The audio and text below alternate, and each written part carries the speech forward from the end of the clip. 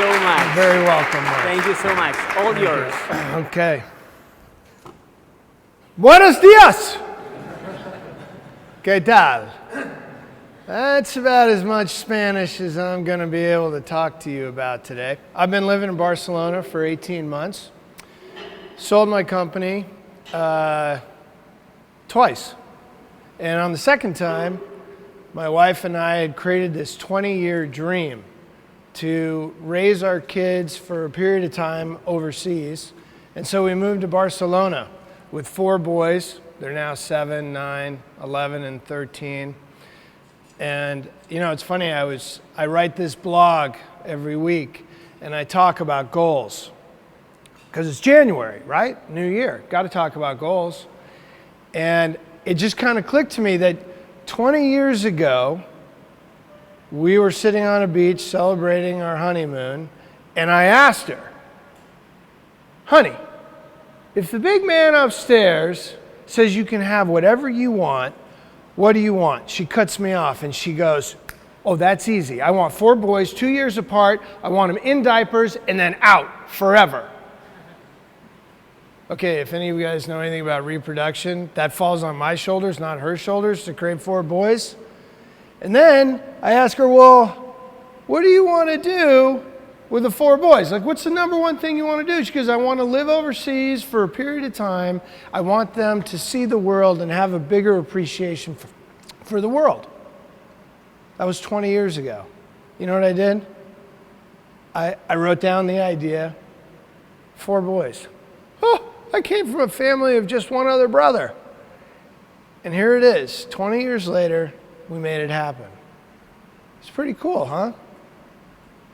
In a way, it's kind of why you're here. If you think about what you've got, somewhere in your little noodle, there's a goal bouncing around. Some of you don't quite know what it is. Others, you can see it crystal clear. But these next 2 months, I'm going to encourage you, focus that goal. It's not going to happen in 2 months. It may not even happen in 2 years. But if you align yourself with what's the specificity of that goal, of what you really want, I want 4 boys, 2 years apart, in diapers, out of diapers. That was as specific as we could get. We ended up having 4 boys. Can you believe that? 2 years apart. Anyhow, I want you to take that time when you're here. I want you to be very specific about what it is you're after. These people right here are here to help you get there. And the whole theme of what I'm going to talk to you about, if you listen to nothing other than I'm going to tell you a couple of stories, don't forget this. Don't forget that your only limitations in your life are your imagination and your determination. That's it. You know, Picasso, we've been living here in Spain, and you got to go see Picasso and Dali and Juan Miró, right? The great artists of this area. You know what Picasso's statement is? I got a little magnet on my refrigerator. Anything you can imagine is real. Anything you can imagine is real. Okay, you'll say, well, wait a second. I really want to invent a jetpack, but it goes against the laws of physics. Then change the law of physics. Yes, you got the law of physics to deal with. But remember, anything you can imagine is real. Your only imaginations are your determination and your imagination. Those are your limitations. So, how do I know this? Let me tell you a story. I want to show you my first office. I was so fired up to get there. Took me 8 years to get to my first office. 42-story structure, except it's not a vertical 42 stories. I hope this is going to work. It's a horizontal 42 stories. 420 foot long, nuclear ballistic submarine. You're like, well, it's kind of a weird office. But my office was actually a desk in there, and it was a mobile desk. It was a little mini sub that would come off the back of a specially retrofitted nuclear ballistic submarine, and we'd go around the world, work with other countries. I spent a lot of time in Spain and Cartagena, part of the reason we ended up picking Spain to come back here. And this was my seat. That was my desk right here, the left-hand side. Mission commander, pilot, swim buddy. No rank inside here. It's just the two of us. We're going off for 12 hours at a time. Big mothership sits out in international waters. We go out in the territorial waters, and we do our thing. 8 years it takes me to get to sit in that seat. The night before I leave with my guys, 30 of us, to fly overseas to begin our 6 months of work. Remember, 8 years it took me to get there. My commanding officer pulls me into his office and he goes, "Alden, you had a great workup. You guys are ready to go. I have one last thing for you. I want your letter." A letter? What do you mean? If you come back on your shield, don't leave me with nothing but a flag to give to your next of kin. You're going to write a letter, and it's going to go to your next of kin, and it's the last piece of written communication that they're going to read. I'm 26 years old. My next of kin, my mom, my dad, and my brother. What do you say in a letter that if you don't come back, if you die doing what you love doing, what do you say? Well, my brother was pretty easy. "Andrew, I'm sorry I threw a rock at your head in 3rd grade. I broke your favorite Tonka truck. I know how much you love that dump truck. Here are the keys to my Jeep." It was the only vehicle. It's the only thing I had. And then to my dad, I was like, "Dad, hey, don't cry for me. I died doing what I loved." How cool is that? How many people get to say that they died doing what they loved? Unfortunately, some of you probably know this better than others. Not as many as you'd think. Blinders get put on, you come out of school, you got to get a job, you got to pay off loans. Hey, I got to find that highest paying job. I start kind of repressing some of those dreams that are steeped down inside of me, and before you know it, you're sitting at the other end of your life cycle going, "Whoa, I woulda, shoulda, coulda." And then there was my mom. My mom was a little different because my mom did this little pivotal thing for me when I was 12. You see, I was a really sick kid. Bad set of lungs is what I was told. Went to this pulmonary specialist. I had had pneumonia 3 or 4 times, bronchitis like a dozen times. And we go to this little city outside of Massachusetts, and they bring me in, and this doctor puts me through a whole series of tests, blowing in the tubes and inhaling and exhaling, and he's plotting everything. He's plotting everything on this chart. And he's just putting all these dots here, and we finish the exam. He goes, "Okay, I got it. Please, Mrs. Mills, come sit down." He's not talking to me. I'm 12, but I'm understanding what he's talking about. "Mrs. Mills, it's very simple what's wrong with your son. Take a look at this graph. You see that bell curve? That's the average. That's where a 12-year-old's lungs should be. You see these data points? They're right down here. He's got small lungs, and they're reactive airway lungs. He's asthmatic. He needs to learn the game of chess. He needs to lead a less active lifestyle." Mom sees me.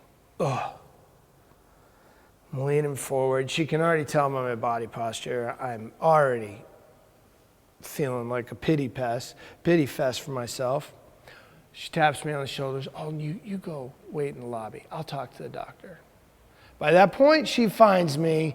Tears are rolling down my face, puddle down. I'm looking at this linoleum floor. And my mom has these long nails.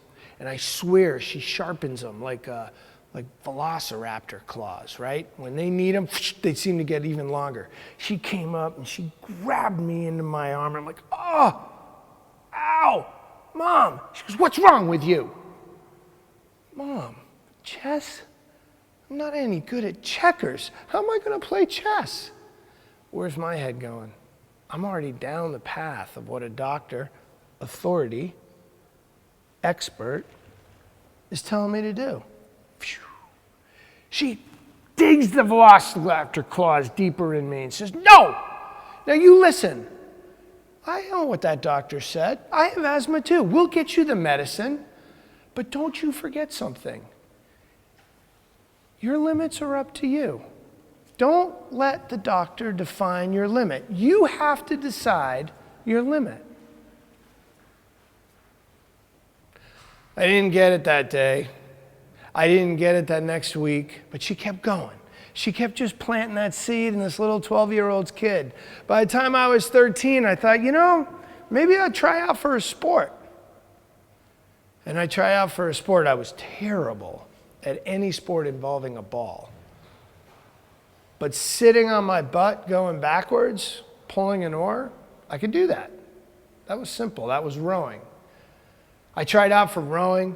Rowing took me through the next 4 years. I started realizing, hey, this medicine, I can get over this. I can keep going. And about 8 years after Mom tells me, you define your limits. It's up to you. It's up to you. Just constantly hearing it, just replaying it again and again and again. I show up and I see this guy. The creature from the Black Lagoon. Ever see that movie? It's like a campy movie from the 60s or something. I have no idea why when you walk through the front door of SEAL training that the creature from the Black Lagoon is there. But I do know why they have the plaque hanging around his neck. It says, so you want to be a frogman. Frogman's a World War II terminology for a Navy guy swimming ashore. The frogman word can be completely replaced with, so you want to be an entrepreneur. So you want to be in sales. So you want to go and create X. The point is, they're asking you that question right as you walk in. And I'll tell you the next little story. To get to see that guy, whether you're an enlisted man or an officer, it takes about 2 years. You have to go through at least 3 different physical tests. They're exactly the same. Push-ups, pull-ups, sit-ups, swim, run. In that order. Little different distances. It's all combined together. It's not impossible. And it's not like you've got to be some super Ironman person. But you got to do this test. You got to pass the test. You got to pass it 3 times before you can come see the creature from the Black Lagoon. And then, once you get there, they don't put you right into training. They put you off to the side, and they have you sit there for 7 weeks going through all the same things that you're going to do when you start training. But you're not in training. And they tell you you're going to do 1 more physical test. Exactly the same. Push-ups, sit-ups, pull-ups, swim, run. Exactly the same test. Now we're Friday, after 7 weeks, the last Friday before we start training, real training, on Monday.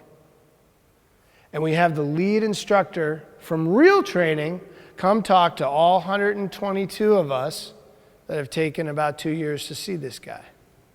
And you don't forget this guy because his left buttocks was blown off in Vietnam from a rocket-propelled grenade in an ambush in the Mekong Delta, and he kind of walks with a limp. And he's from the deep south, and he talks like this. He said, boys, you got a PT test to do. Same one you done before, many times. But this one, This one is the one that's going to have you start training on Monday. And I want to tell you something about the training that starts on Monday. On Monday, it's going to be different than Friday. Because Friday, you've been talking about it. Monday, it starts. And I'm going to tell you a little something that's going to tell you how you're going to make it through SEAL training. It's pretty simple, you know. You just got to decide how much you want to pay. You see, the problem is 80% of you ain't going to want to pay the price. Nope, price going to be too high. You see, everyone wants to be a SEAL on a sunny day. But that's not what your country needs SEALs for. They need SEALs on scary days. That's why we're here. You see, anyone can be a SEAL on a sunny day. But when it's cold and dark, and when you think you're hearing that thunder, but it's the crack of an AK-47 and somebody doesn't want you around anymore, how bad you want to be a SEAL then? You know, those Japanese, they make a mighty fine sword. I love the samurai sword. You know how they make a samurai sword? They take this piece of metal and they heat it up. And then they pound on it. And they pound on it. And they stick it in cold water. You know how many times you got to do that to make a samurai sword? We're all looking at them. Oh, no, don't want to talk. 2,000 times is what they say it takes to make a samurai sword. We figure that's about what it's going to take. Pound on you enough times to get it in your noodle. See if you really want to be a SEAL. Oh, you know how I'm going to pound on you? These are my hammers. And there are all these instructors standing behind them. And they're goofy looking. They go, they're waving at you. And you're like, ooh. What, are we wave back? These are my hammers. Cold water. That's the Pacific Ocean right out there. You're my piece of metal. You're going to have to decide how much you're willing to pay to be a SEAL. So, you think about it before you go do that PT test. And for those of you who pass, well, me and my hammers, we'll see you on Monday. Have a great day, boys. How many people, 2 years, 122 guys, 3 PT tests all ready to get there. How many passed?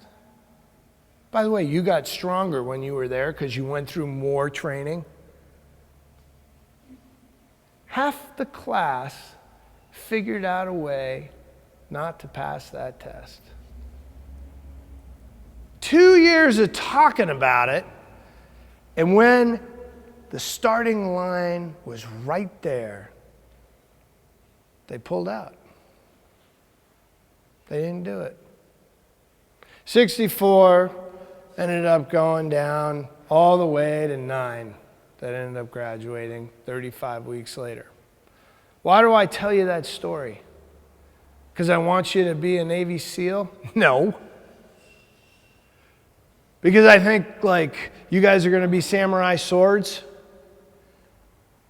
Maybe. Maybe your businesses will be like that. Sharp, focused, to the point.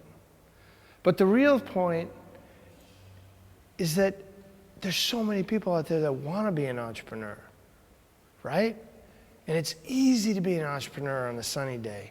And when you read all the magazines out there and they talk about these people that have made incredible wealth or incredible impact or their ubiquitous product is everywhere, what you're not hearing about are all the scary days. And it's the scary days that are the ones that define you, not those super great sunny days. I'm not here to scare you. I'm here to encourage you. Your hammers, the ones that came up here to introduce you themselves, they're here to help you. It's going to be hard work. You know, one of my favorite statements is, dreams only work if you do. You're here following a dream. There's something inside of you that's got you fired up. We had this one guy going through training, and he quit. But sometimes if you quit, you can be invited back. If they think, well, it was just a moment of weakness, we'll let him back in. And here I am, the class leader of my little SEAL class, and he came up to me and he said, "Sir, I'm not quitting this time around." I'm like, well, how can you be so sure? I was nervous every day. Maybe I would quit that day. I didn't know. I knew there were a lot of guys stronger and faster and tougher. And he goes, "I've been taking cold showers for 2 years. I'm ready." Cold showers. You've been taking cold showers for 2 years? You quit because of the cold water? That's right. Not going to get me this time. There's a little problem with that thought process. You know what the problem is? You control when you can shut the cold water on and off in the shower. But the instructors tell you how long you got to stay in that cold water. See, the thought process was flawed for that kid. What you wanted to be thinking about is why you want to do this. What's so important to you about this? What will happen to you if this succeeds at the end of 2 months? What will happen to you? What does it feel like? What will happen to you if you don't do it, if you don't follow it? Think about that. So I thought about it. 10 years after I saw instructor half-ass walking out there, I decided it was time for me to start my own business. And the business I wanted to start was the same thing that I felt was one of the defining things for me to make it through rowing or through SEAL team was fitness. My opinion was if I could take control of my body, I could take control of my life. And I wanted to spread that to other people. And I created the world's greatest fitness product. Have you seen this before? No. Do you know what it does? No. That's a big problem. People looked at that thing and they'd be like, "I don't get it. What do you do? Like it's for your wrists or something? And oh yeah, you tighten these things up." I raised $1.5 million from 37 friends and family to create the world's greatest fat-burning device that you hold in your hands. I spent 4 years bringing this thing to market, and it was going to solve all the world's problems. You know what happened? I spent $1,475,000 worth of ways not to launch a product. I'm down to my last $25,000. My wife is at her wit's end, by the way. Remember my idea about the 4 boys? We are currently in the middle of having the 3rd boy. Father-in-law is like, "It's over." I go, wait, I got one more idea. I didn't want to give up on this. Now, I could spend a lot of time talking about the difference between an invention, an innovation, and improvement. This is an invention, has no reference point. Takes a long time to educate people on that.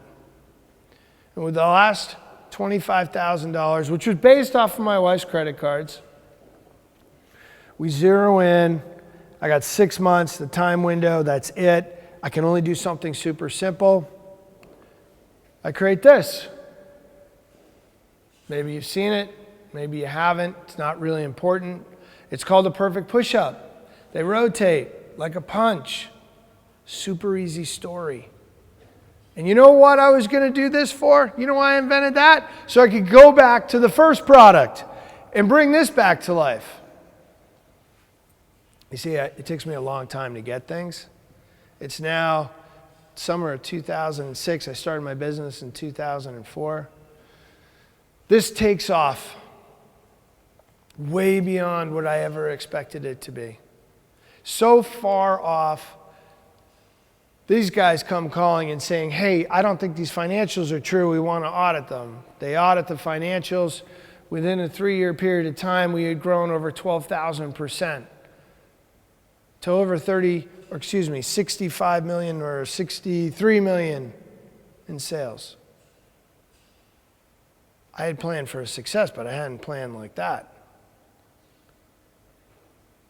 And that was the sunny day. As this comes out, 2008, 2009, that transition occurs, the world falls out from underneath us. As this magazine comes out and heralds me as the 4th fastest growing company in the country, the 1st fastest growing one in the consumer products, I'm going bankrupt. Scary day. And you know what brought me back? Every single time we would look at a bankruptcy or some terribly scary thing, the exact same thing of why I wanted to start my business, why it was important, and it wasn't important that I was on here. I didn't start my business to be here. I didn't start my business so I could get awards for X, Y, or Z from some retailer. I started my business to help other people. I wanted to help other people just the way I got helped. These next 2 months, as you go through your long days, as you're working on your dream, don't forget why you're doing that dream. It is your secret weapon. That is what will power you through those scary days. When you're frustrated and those demons of doubt, they're inside. These are the ones you're going to be playing with the most. They're the hardest to deal with. They're going to give you 1,001 reasons why you can't be here, shouldn't be here, why it won't work. You got to go find one of your hammers here. They'll help you, but only you inside, you can turn that little steering wheel to why you got to keep going, why you shouldn't give up. I'm going to tell you one last story. Scariest moment of my life. My first free fall at 14,000 feet. A free fall, parachute, right? I got to pull the ripcord. Nobody else pulls it for me. There are 2 other ways. The other way to jump is you hook up and it pulls for you. But I'm standing at the ramp of this C-130 at 14,000 feet, and I'm so terrified because for the first time, I have to pack my parachute. Before, I had professionals pack it. I didn't really have to worry about it. That's all they did. They packed the parachute. I knew it would work, and I had a reserve right here. They packed that one too. They call it dope on a rope. Jump, pulls for you. Just put your feet and knees together and land. But this one, I have to pack it, and I got to pull it. And the story goes something like this. I'm the biggest guy in my lineup, so I got to jump first. Sir! Very loud when the ramp opens up. Back up to the edge of the ramp.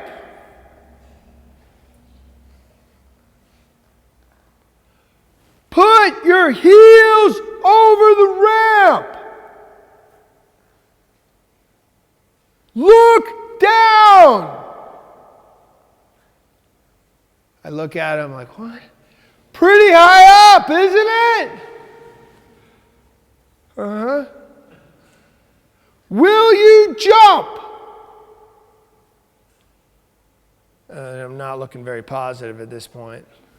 And he goes, I I have one last thing to tell you. I've been with this guy for 2 weeks, and now he's got one more thing to tell me. A moment before I'm jumping off the ramp, I'm like, what? You have the rest of your life to open your parachute. Poof! Pushes me. Boom! I fly out of the C-130, flipping through the air. And I'm thinking to myself, I can't believe he just told me that. I have the rest of my life to open my... What is he talking about? And I'm flying like this, and I'm looking at my altimeter. I keep looking, and he flies down next to me, and he's like, that's about 54 seconds! You get what he's saying? That my whole jump is 54 seconds. I don't pull my parachute, boom. Pull my parachute. Thankfully, it opened. I ended up doing it again and again and again. But the point of telling you that is that that's what you're doing now. You're standing on this ramp, right? This proverbial ramp of your business. And you're going to learn to pack your own parachute. Each parachute's going to be a little different. But you got to take this jump. And you got to do this jump again and again and again. And every day it's going to get a little better. There'll be other challenges. You can't control any of the things that happen up there except your responses. But what you can control is going to bring you through the other side if you keep jumping. It's supposed to be scary because the people who start businesses, it's not easy. They're following a dream. And speaking of that, I show you this picture because there's 3 ways to go off the ramp and make a jump. The first way is you can get pushed or kicked off the ramp. The second way is cracks me up because you probably see it somebody who's getting on a diving board, right? They squat down a little closer to the water and then they try and put one foot like a little closer so the impact will be a little less, right? So here we are at 14,000 feet and they're trying to get 6 inches closer to the ground. Like, okay, I'm about to jump. Are you kidding me? Or you can go head first. That's the way they want you to go. Head first. When you go head first, you got to go all in. Head first. And when these guys go head first, they're going together. Because the other thing I didn't tell you about that SEAL training, we lost the majority of all the people in the first 6 weeks of the 35 weeks of training. And then you know what happened? We got assigned a swim buddy, a partner. And you know what happens when you get a partner? When you're down, they might be up. When they're down, you're up. The partner who's sharing the same common goal that you are, the same dream, they power you. Your odds of success go way up.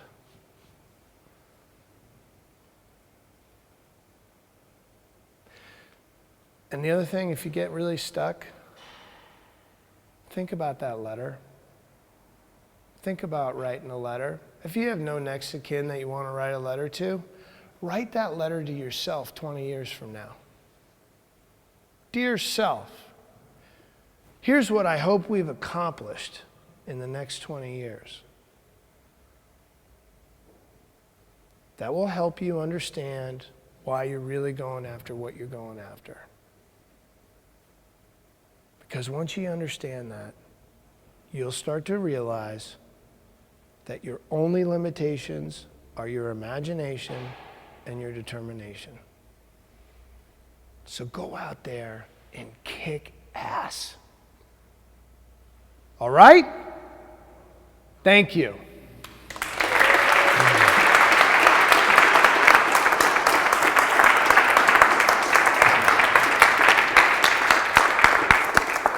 And I got one last thing. I'm leaving this with Team Ironhack. If you get frustrated, depressed, I think I wrote a few different ones, stuck, confused, frustrated, or depressed, pick this up. It's a short read. It will fire you back up. Thank you so much, Alden. You're welcome. Always. Thank you. Thank you. Go for it.